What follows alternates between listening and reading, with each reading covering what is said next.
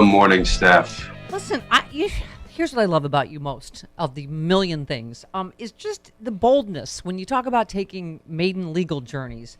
You just on this latest tragedy this week, you just said the NRA owns Republican politicians, making legislation unrealistic. So President Biden, please sign 100 executive orders in 100 days attacking unrestricted access to assault weapons, extended clips, bump stocks, etc. Let the legal challenges come and fight in court for our kids. I mean, this is why people, I think, resonated with Beto O'Rourke. He tried something different. He tried something bold. He tried, calling bull right to someone's face, right, about this insanity that we allow.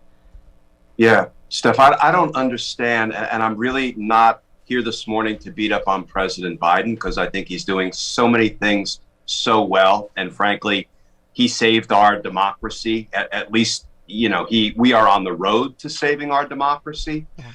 But, here is my concern. He's a product of the Senate, right? He knows full well that a legislative fix for this will not happen, because if it was going to happen, he would have made it happen for the decades that he was in Congress. Legislation is not going to fix this because the Republicans are in the pocket of the National Rifle Association. And can I make one point real quick on that? I just noticed, did you notice that Mitt Romney gets more NRA money than anybody by way far?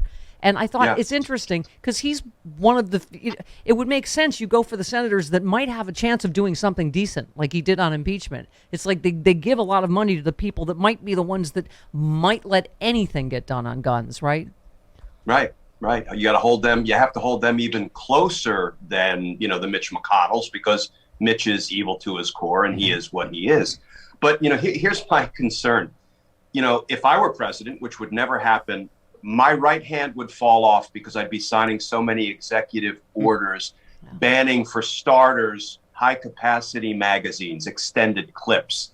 There should be no constitutional protection for a mass murderer to not have to reload. That makes no sense to me. When my right hand fell off, I'd learn how to write with my left hand. When you look back through our history, Steph, you realize the Emancipation Proclamation was accomplished with a series of executive orders.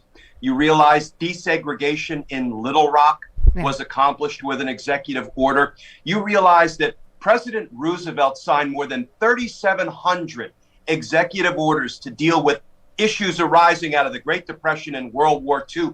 And you're telling me President Biden can't sit down and start issuing executive orders to take weapons of mass destruction out of the hands of children, for starters, teenagers. I do not understand this insanity. And don't tell me that will inspire the Republican base. I don't want political calculations. I want people to step up and stop the mass murder of children and blacks and people with different orientations and Asian Americans who are worshiping and Jews who are worshiping and concert goers in Las Vegas.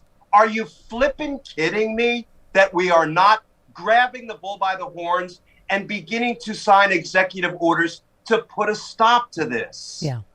Well, I mean, I got to say, David Hogg, who, I marched with these kids, and he said, mark my words, this time will be different. And I don't know if it's this particular shooting, Glenn, but I don't know. I do feel something different. We had Fred Gutenberg on yesterday, who is understandably exhausted, but I don't know whether it's the confluence of all of these events and the closeness to the midterms, but Mitch McConnell yesterday is like, I'm telling everybody to work together to do something. And it may be just cynicism before the midterms because they know they are going against what 90% of Americans want. But at this point, we were saying yesterday, I don't care why they do any measure of the right thing if it saves kids' lives and people's lives. Didn't it feel different after Sandy Hook too? Fool us once, fool us twice. How many times have you fooled us now? How many hundreds of times? So executive orders. And you know what? And vote them all out. Get your smart constitutional lawyers in government to vet them, sign them, and then go into court and defend them because you're trying to protect the American people. Yeah.